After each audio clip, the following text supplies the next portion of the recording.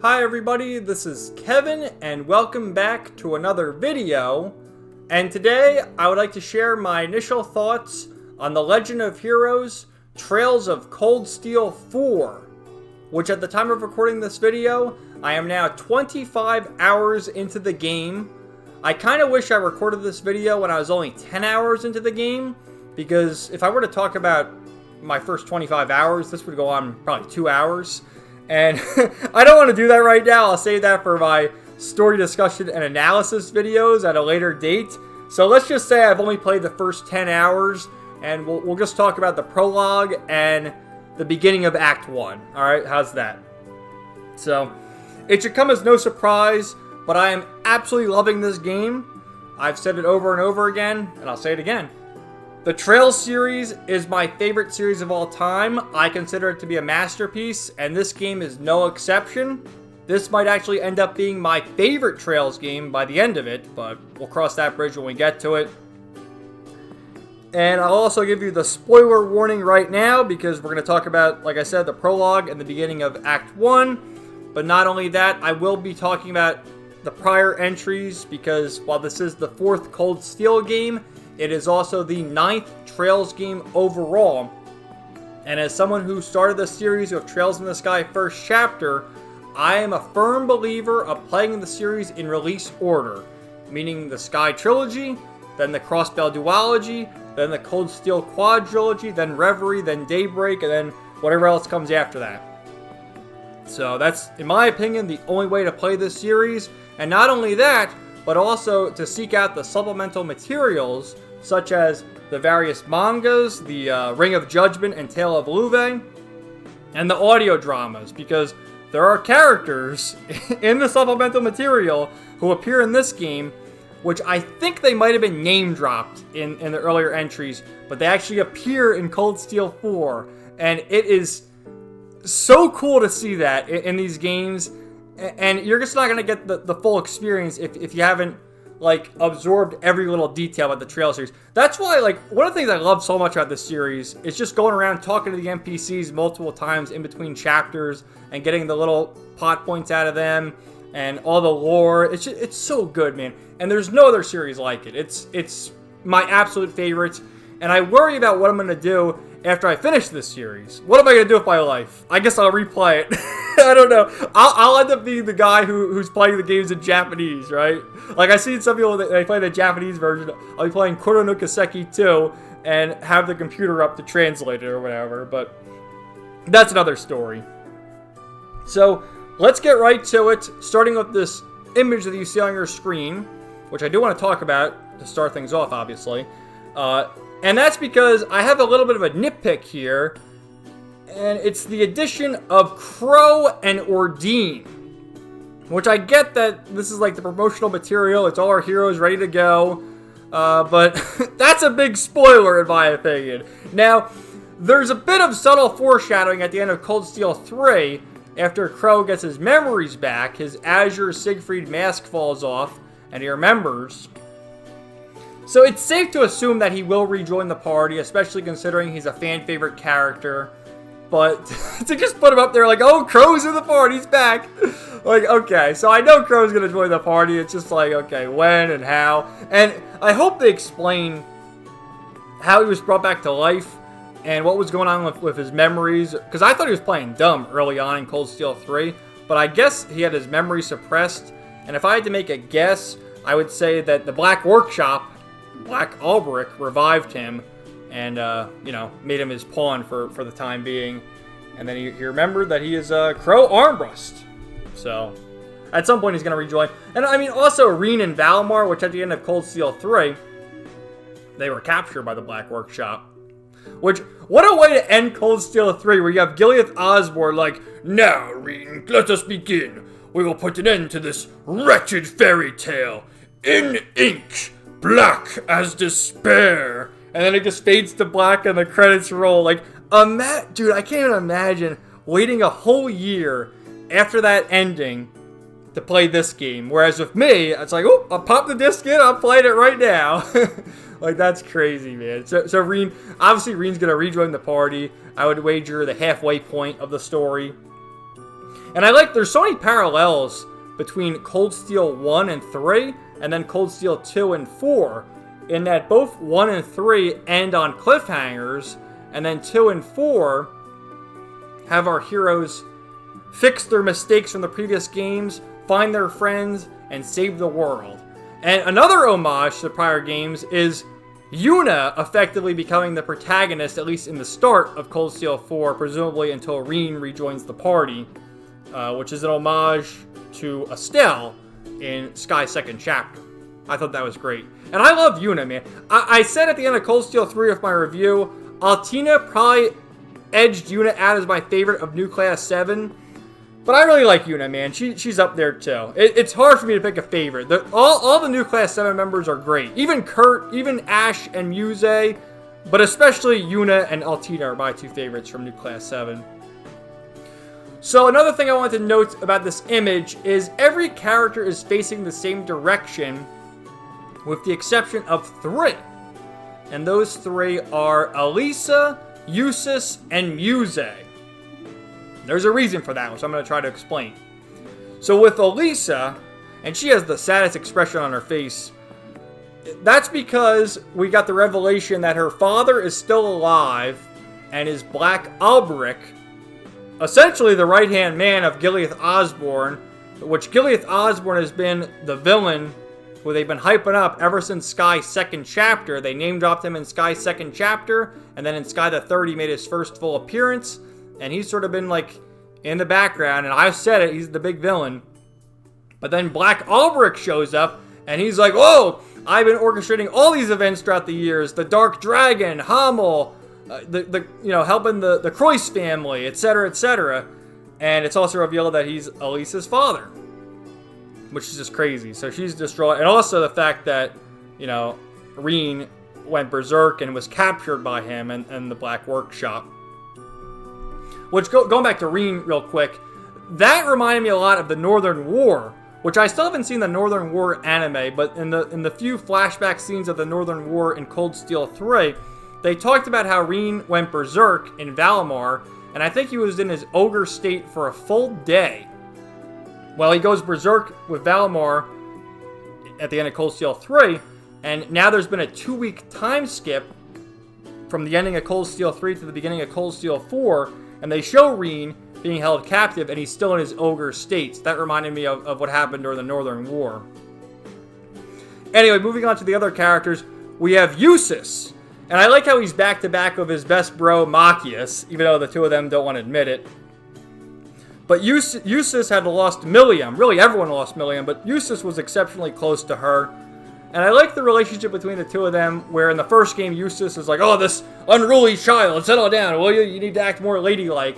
To, at the very end, and Milliam stood against them with the Iron Bloods of Rufus, Claire, Lecter, and we had to fight them. But then, once the Nameless One, the corrupted Holy Beast, was attacking, Milliam got in the way and took a fatal blow and actually died by the hand of the Holy Beast. And she turned into the Sword of the End, the Originator Zero, which Reen used to kill the Holy Beast, releasing the Erebonian Curse, the Great Twilights, which is what they've all been working towards, to basically for Gileath Osborne to start the War of Calvard.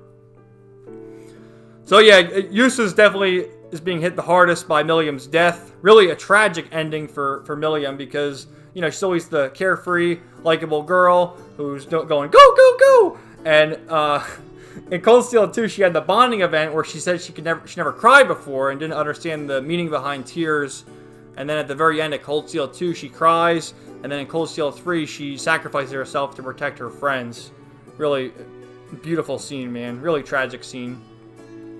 And then Muse of her back turn, because she has gone and joined with Aurelia Le Guin, Wallace Bardius, and Vita Clotilde to form the Viceland Army in an effort to stop the Empire and their war with Calvard.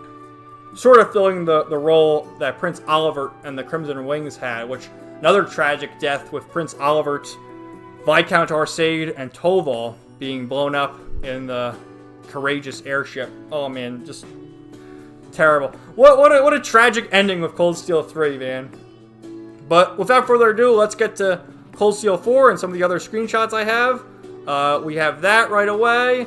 And the titles always change out the games. And right away, you get the depressing Reen being held captive in the Black Workshop. Just, oh my god, man.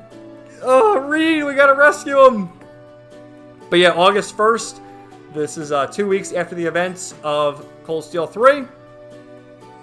And we start things off in the remote town of Ulster, which, again, someone who's read the supplemental material, I knew about Ulster, which you did learn about in Cold Steel 3 if you did the side quest with Sandy. And you learned that Oliver's mother, Ariel Lenheim, was a commoner from Ulster, which is why Eugent remarried. He remarried Priscilla and had Cedric and Alphen. But that's Oliver's hometown, and that's why when he in the Sky trilogy he takes the name Olivier Lenheim. That's his mother's maiden name, Ariel Lenheim. But it starts off here talking about the funeral of Prince Olivert, and then Emperor Eugent is still in a coma. He was shot by Ash, but he's still alive somehow. And they're gonna have a draft for Calvert, and it, like, really interesting, man. Of all the characters to open the game with, they choose Kai and Tilia, who they may have name-dropped in the earlier games. I don't really remember, if I'll be honest with you. But their first appearance was the Ring of Judgment manga, which was also the first appearance of Toval. And then remember, that takes place between Sky the Third and Zero, showing Estelle and Joshua making their way to Crossbow to look for Rin. But these two, and then they show up again in the Cold Steel 2 audio drama. So, like, I knew who these two were right away, and I can just imagine people who've only played the games or just the Cold Steel games are like, who are these two? And the game expects you to know who they are. I knew who they were, but I don't think the average person will know who they are. So it just goes around showing, like, the unrest. We get our cameos of, not Machias, that's Carl Regnitz, Governor Regnitz, Machias' father. And then we see these two, which, again, I knew who they were right away, Adel and Vincent, who they weren't in Cold Steel 3, but they were in Cold Steel 1 and 2. And Vincent was the noble. His sister was Ferris. We saw her in the last game. And there's always, like, the running gag of Vincent and Margarita, and then his maid, Sarifa. And then Adel from the gardening club, which, remember, Fee joined the gardening club. So it's cool to see them right away. And then it shows Leaves, which I thought this was funny. It shows Frankie, which he was the student of Butler Celestine. And, dude, in Cold Steel 3, it shows everyone, like, defending Heimdall, and Celestine is drop-kicking Magic Knights. Like, he's fighting with his bare hands, doing a drop-kick, defending the city from Magic Knights. I couldn't believe it. So, Celestine's similar to Supermaid, Sharon Kruger, which I completely forgot to mention that, with Elisa looking all sad. Not only is Elisa's, father, Black Albrecht, one of the villains, but Sharon defected and went back to Ouroboros. So they're talking about Sister Rosine. Jingo comes back. So it's just giving us cameos and all the characters returning. And a new Thor's Academy train shows up. That's the Ark Royal. That's the main campus. And we see Instructor Makarov and Mary. Again, two characters from the first two Cold Steel games, but they didn't appear in Cold Steel 3. And now they show up again. There's Ada and Fritz. Major Irving, and oh my god, look who's right behind you with the red hair. I was like, oh shit, who is that? And it shows her, Shirley. She's going to the campus now. I mean, she looks pretty good in that uniform, but I couldn't believe seeing Shirley in that uniform, man. So there's the Capitol. We have Warrant Officer Allen, and again, I took a screenshot of her because I knew that's Bridget. That's his fiance. So there she is.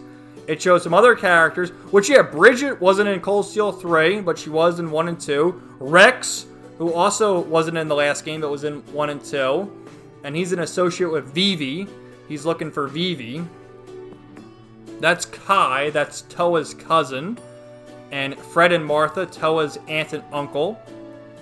I hope Toa's safe as well. Which, yeah, another way it's reminiscent of Cold Steel 2 is, in Cold Steel 2, it was just Reen and Celine and Valmar, and he had to find his friends. And in this case, most of our friends are accounted for. The only ones who are missing are Reen, Celine, Ash, Muse, and then like the students and like Tio and Toa and people like that. So most of us are accounted for, but there's still quite a number who are missing, such as Toa. And look at this, best girls right away, Patiri and Fiona, which Patiri, that's Machias' waifu, and then Fiona is Elliot's sister. So there you go. And what's she saying? The useless nerd Machias. And then just look at this title, man. Supreme Commander of the Imperial Army, General Van Dyke, which this was the, nice, calm, old principal from the first two games. And they had said that he was good friends with Gileath Osborne when they were in the military. And he's come back. This reminds me a lot of Cassius, too, in the Sky games when Cassius retired from being a bracer and rejoined the army. So here he is. And right next to him, you see Rufus is right next to him, and Neidhart's right there, and I think Cedric's next to him as well. And it shows off the firepower with the Panzer Soldats, and now they have the giant airship similar to the Pantagruel, which Aurelia, Muse, and Vita, they all secured the Pantagruel. So, that's that. Governor General Rufus. And then Crown Prince Cedric. And then I saw the girl back there. I'm like, oh my god, it's her! It's really her! Which again goes back to the Sky games, because she's only appeared in the Sky trilogy, nothing else. But they've name dropped her quite a bit. And it is Shara, the silver-haired woman, which they haven't said her name quite yet, but I knew who it was. And she looks so good, man. Like, something about finally seeing these characters in 3D. Like, I was going crazy when I saw Lloyd and Risha in Cold Steel 2. And now seeing Shara in 3D. Which, my goodness, she looks great. The Silver Streak, Yona, talking to Yona in Crossbell. Yeah, it does cut over to Crossbell. We see some more familiar faces. Because, yeah, Crossbell is part of the Empire as well. These two are always hitting on Arios, but now she's in love with Rufus. Rufus is so dreamy.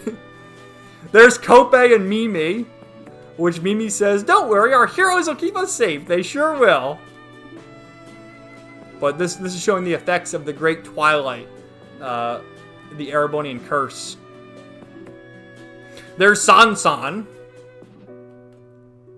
There's Ashley, that's Jingo's mother, right? And there's Ken and Nana, along with Ryu and Henri. Those are Yuna's brother and sister, and the other two members of the Junior SSS, right? They haven't heard from Yuna, but hopefully everything works out. Yuna can reunite with her family. There's Yuna's mother.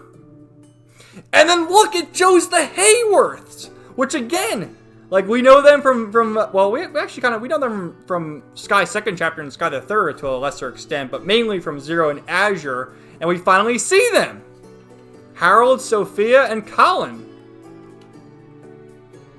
And then it shows more people. This is the entertainment district, right? That's Arkansas.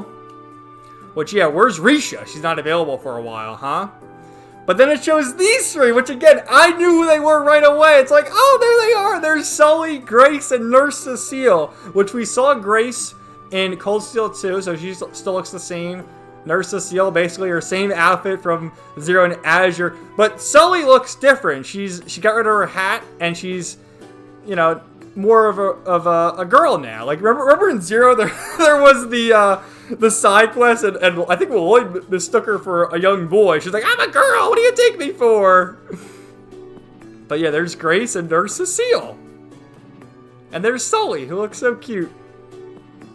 And yeah, I believe they mentioned that Emperor Ugent is in St. Ursula Medical Facility, and Ilya is still there, which this is gotta be 2 years now after Azure, after the freaking, the chandelier fell, and it broke Ilya's back, didn't it? So we have Heiyue, our boy Sal Lee. What's he scheming? Wait, when do you see this? And Shin, oh no, Ellie! And he's talking to Lecter. Like, what the hell, man? He's scheming with Lecter, of course. Or a little business agreement, huh? Very well. So it goes to the Geofront, where we see our boy Yona talking to, the silver-haired woman, as if I don't know who that is. Talking to Shara. And does it show? Yeah, it shows Yona's face. And young man's voice. We're almost at the destination. Who could that be? And then it shows Shara yet again. And that was a gift from Olivert to contact everyone. Oh, look how sad she looks. And we get this right here. Estelle, Joshua, and Ren. It's all up to you now. Prologue, Nightfall. Now, normally with the prologue in these games, it's the halfway point or whatever else. This is actually the beginning of the game because it's all taking place on August 1st, which I thought was interesting. But they're going to Orcus Tower, and oh, we get the legend, Lloyd Bannings, Estelle Bright, Ren and Kia, Ellie, and Joshua. They're all there. Look at this, man, dude. Like, okay, we've already seen Lloyd in 3D. And now we're seeing everyone else in 3D. And a little bit older, too. Kia's a little older. Ren's a little older. Even Joshua and Estelle are a little older. It's like, here they are, man. Look at this. Estelle Bright! Oh, look at her! She's so cute. I love her. Joshua Bright. There they are.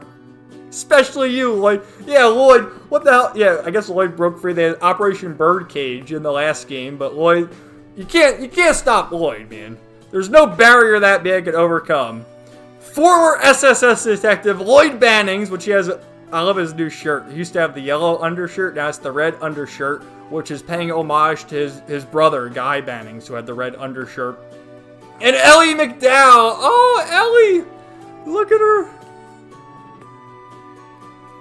So it seems Arios, Risha, and Noelle caused distraction to get the feds off Lloyd's back. There's Ren Bright and Kia Bannings, which I believe they explained that in Azure as well, that, she takes the last name Bannings because, she doesn't have any. She's just Kia. So that's Lloyd's precious daughter. Which, what does it say? The former Zero Child. Yeah, she lost her powers at the end of Trails to Azure. So she's just this adorable little Kia. And talking about the little girl, I love this exchange, like, Ren, I can't believe you brought the little girl with you. And Kia, I missed you too, Ren. I love how that's how she translated it. But I should go over the voice actors real quick. So, okay, Lloyd Bannings' voice actor, Robbie Damon, returns from Cold Steel 2. And then Stephanie Shea and Johnny Young Bosch reprised their roles. They did the, attacks and the victory celebrations in the Sky Trilogy. They reprised their roles as the two of them with English voice acting. And I believe Ren's voice actor from those games also returns. But everyone else's voice fits quite well. Erica Mendez, I found that interesting. Erica Mendez is voicing Ellie, which she voiced Risha. But I guess Risha's not here, so it can work. And we've seen with Cassandra Lee Morris, she voices Fee and Alphen.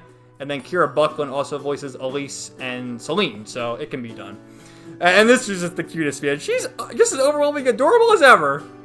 Kia, can I give you a little squeeze, please? Squeeze! Oh, look at that. Hugs for Kia. Crushed by cuteness. Control yourself, Estelle. Alright, so they're making their way here. And they got the message that shit's gone down in Heimdall. We gotta save the day. So, we're going to explore, and that's just what they do. Oh, I'm guessing. Oh, look at this, man. So, start at level 85, everyone. And look at the artwork for them all. I love it, man. I love it. I love all these guys. And the attacks they all have. Rising Sun! And he's got all his famous attacks. Ellie has Aura Ring, which she got an offensive S-craft in Azure, but she has the healing one here. Estelle, Wheel of Time, which Hurricane and Barrage, Barrage was actually her S-craft before she unlocked Wheel of Time. Phantom Raid. And then Renade. That was the one when you fought her, she was an enemy in Sky's second chapter. When you fought her, she's like, ready or not, here I come, gotcha! And she like one-shots you. You gotta have Kevin's Grail Sphere at the ready. So, dude, Rising Sun! Oh, I fucking love it. Look at my boy Lloyd. So, yeah. And yeah, of course, Ren and Joshua were formerly in Ouroboros. And Kia, go, go, go! Ellie looks hot as hell. She got even bustier. There's Estelle. Alright, we rule! There's Estelle's S-Craft. Lloyd and Ellie. You know, I took a million screenshots here. It was just incredible, man. If this is what this game has to offer, all these characters converging. There's Cassius! Holy shit, there he is. Who's here? There's Arios.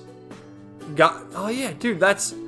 Oh my god. So that's Cassius in the middle. To the left, we have Arios, Sergei, and Guy. And then in the top right, that's Zin from Calvert. I don't know who that is in the bottom right, but that's Zin in the top right. So, just incredible. There's Joshua's Phantom Raid. The two villains. There's Lecter. the many times, because yeah, Lecter, that was his sprite in Sky the Third, and that's him in Zero and Azure, and that's him now. The red hair guy. I love how Estelle calls him Olivier too, because that's how she knows him as. That's the red. Lecter's the red-haired guy. He was nice, but there's something sad about him. All right, so let's carry on a little bit further, because I don't want to go too long, but I do want to like show you some other stuff. Oh, there's Elisa. Okay, eventually they make it to the terminal.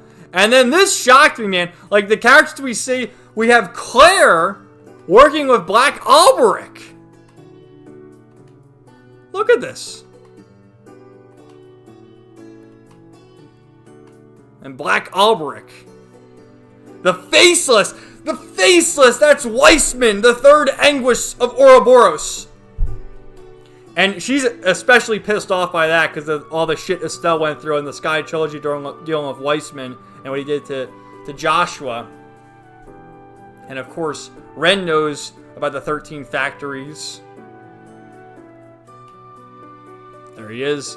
Alberic of the Black Demise.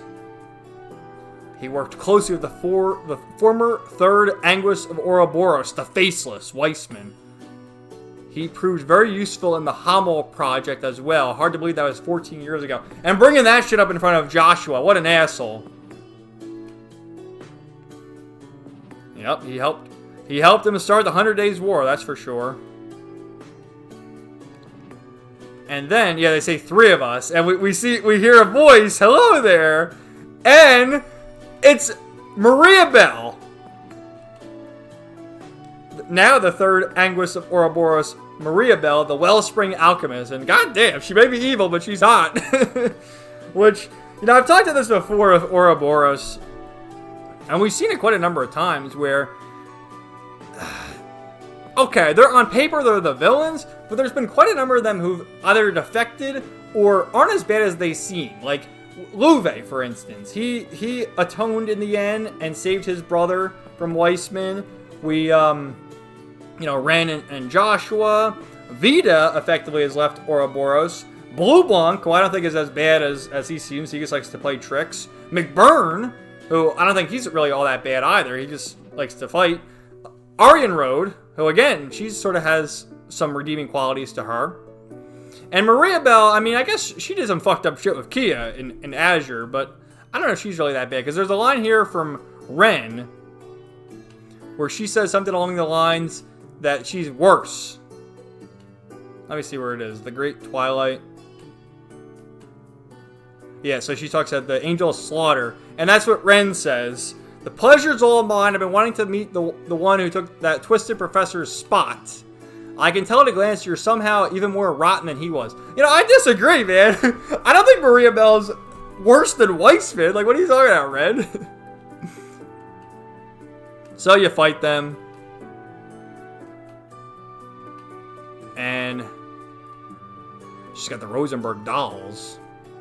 This was interesting, too, with Claire's eyes. I don't quite know what the deal is with that. Because Joshua says that emblem. Some kind of like mind control, maybe. I don't know. Because you see after the fight, she...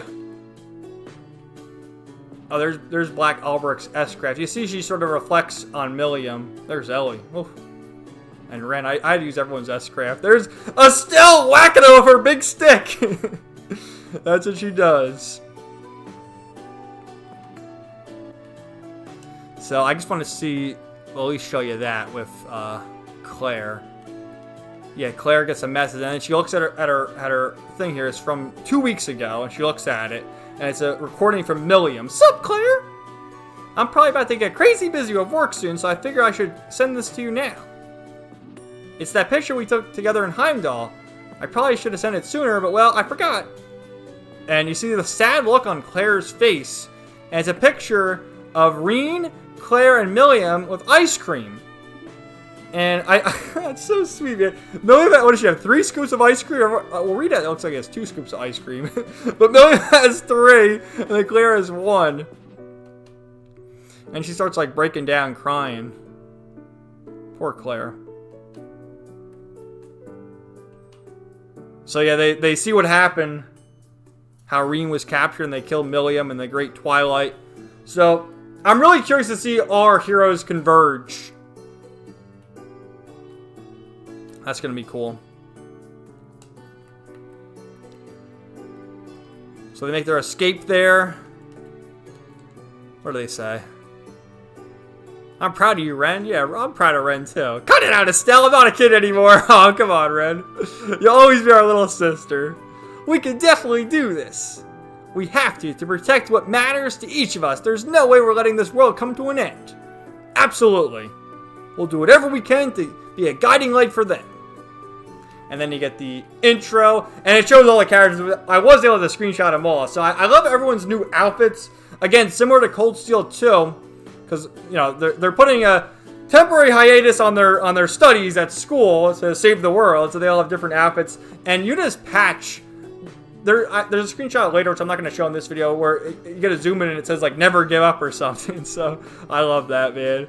There's Kurt, Altina, Ash, and Muse. Right, then we have Machias, Eustace, Elisa, Laura, Elliot, Fee, Gaius, Emma, Celine, and Sarah. Toa, Alphen, and Elise. Vita and Aurelia. Yeah, Vita's a good guy now, which I like that. I mean, I don't care. I'm all for like the bad guys becoming the good guys at some point, so we'll take Vita. Absolutely. Crimson Roselia. Oh, yes, Rose.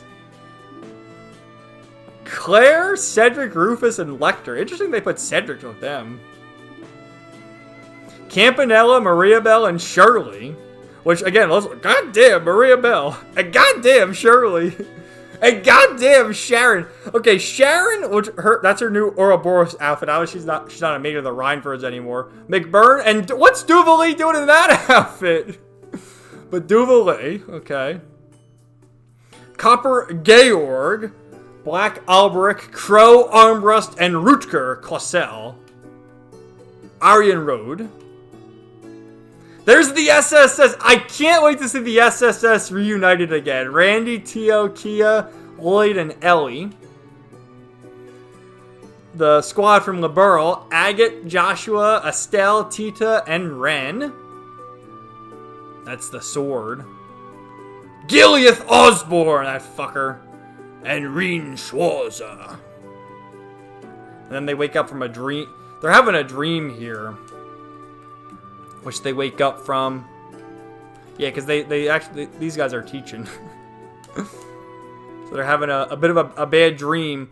And then they remember Reen, which this was cute too. That's Yuna's family with Mishi. I guess that must be her father on the end. It's funny, everyone has pink hair except her father.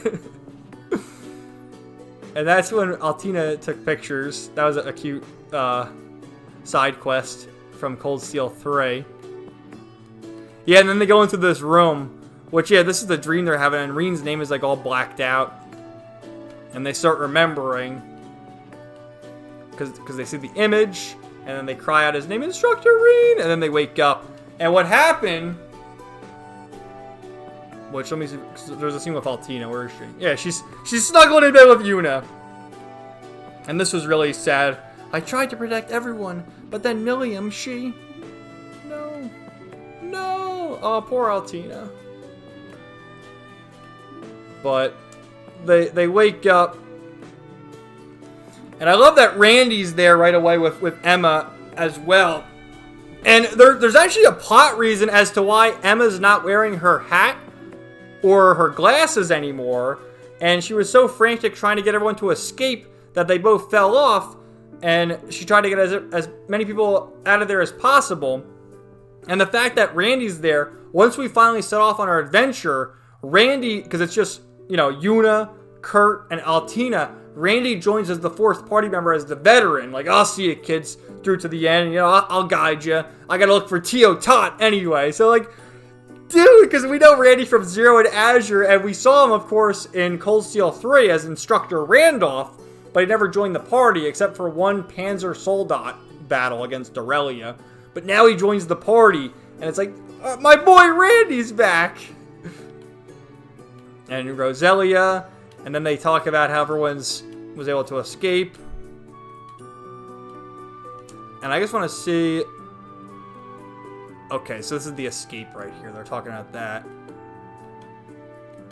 And, yeah, so Emma, she's frantically casting her spell, and, you know, her glasses and her hat come off. So I like that whole little detail there. And Celine is like, okay, you do that, Emma, I'll go after Reen, and I'll get him.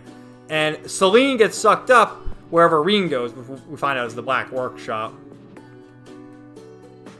And then Muse has a feather from Grianos, from Vita.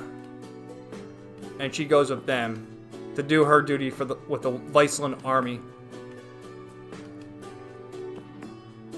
So they manage to escape. And then they go around here. Oh, this is a funny line. They're talking to this little girl. I'm going to call you Miss Poofy Pink Hair, Miss Silky Silver Hair, and you're Miss Beautiful Blue Hair. Kurt is a miss? And what Kurt says, yeah, I'm actually a guy. Yeah, what? This girl is full of mysteries. Like, what the hell? Is Kurt a girl?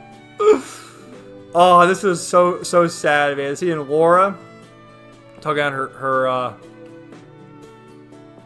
you know, her father died. Really sad, man. Poor Laura. But you know, you can talk to all the characters again. There's a funny line with Machias. He calls him Macchiato. And they're like, what are you? Macchiato? Oh yeah, I call him funny nicknames for people. Yeah, Altini. He calls Yuna Uni. There's Tio Tot, Madame Muselli. Oh, and then Eustace, who has Milliam's hat. Somehow, the space-time distortion ended up with him. That must be fate. And he wants Altina to have his sister's hat. But she says, no, you should hold on to it. That's what Milliam would have wanted. Just a really somber beginning here, man.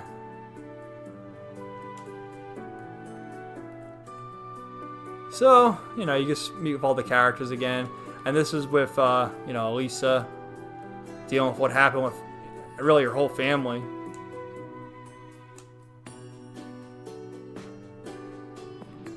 And Yuna finds out here because they didn't know, and then Yuna eventually finds out that Gileath Osborne is Reen's father. And she wants to have a big talk with all of Class 7, old and new. And this was just a great line from Yuna, trying to talk some sense into everybody and go out on their quest to save Instructor Reen.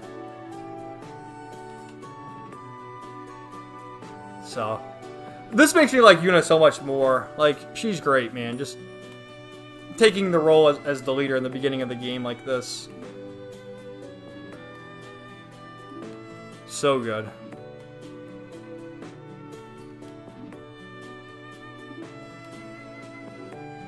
And that's exactly right, you know. Reen's is probably blaming himself for everything that transpired. And someone needs to snap him out of it. It's not his fault, and that's exactly what she's going to do. And this line hit hard, especially. Wasn't that supposed to be your job? You're his friends, aren't you? And Kurt says something, and then Altina, she says something too.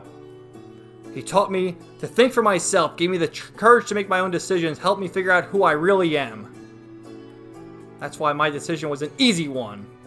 I'll protect everyone, just like Milliam did. And I'll do everything in my power to rescue Instructor Reen so that I can thank him in person. Such great lines, man. I love it. So they set off on our way, and then, oh, it shows the Pantagruel. Right, we have everyone right there.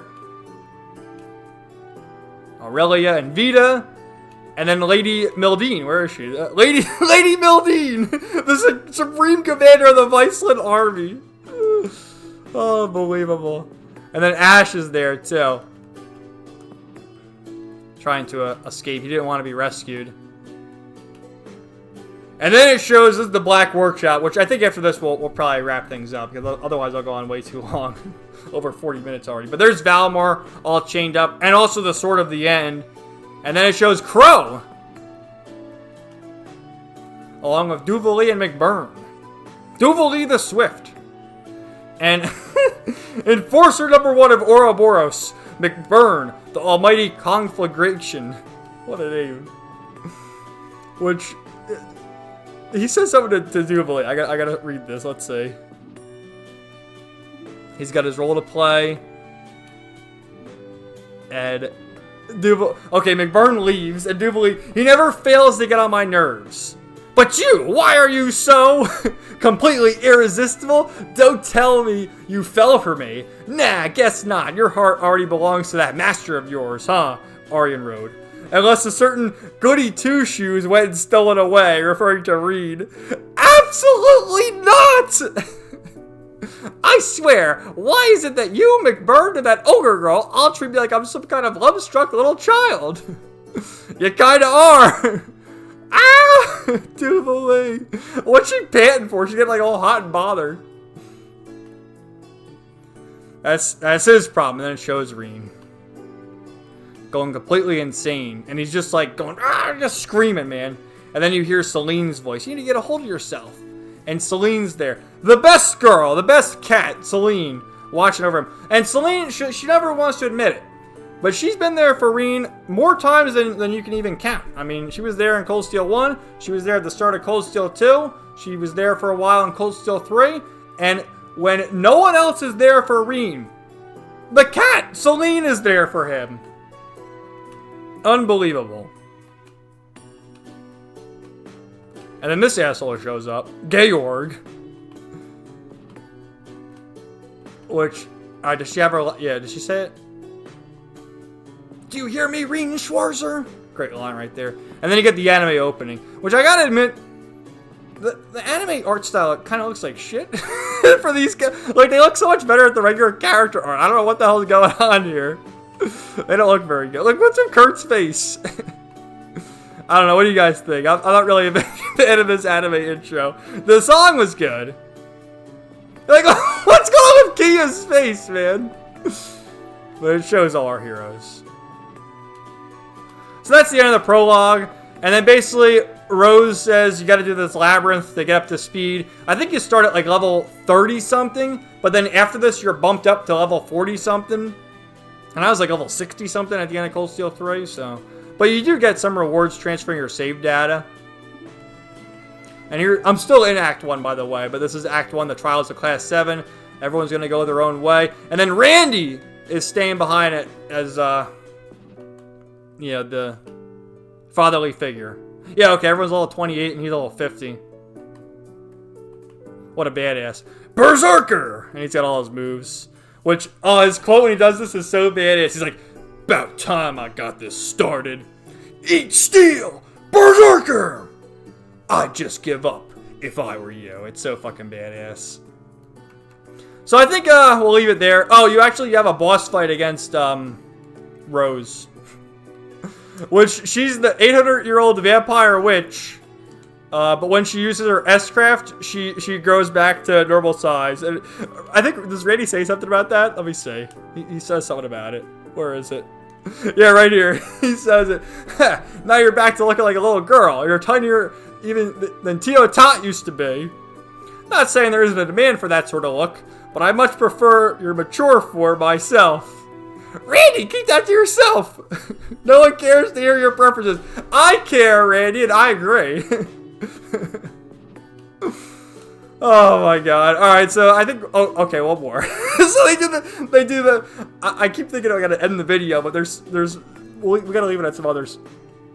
A high note, I guess. So, we're gonna have the hot spring, and then Randy and Rose are gonna go in there as well, and Yuna's getting all embarrassed. And... what's going on here? Yeah. Rose, oh, you got quite a promising pair, but they pale in comparison to Emma's. And look at her hands. Oh no, keep your hands to yourself. You're gonna want to see this, Kurt.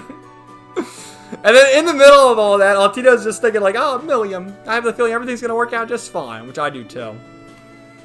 And then Yuna, Allie, are you gonna just stand there? Help me. Oh no, Yuna.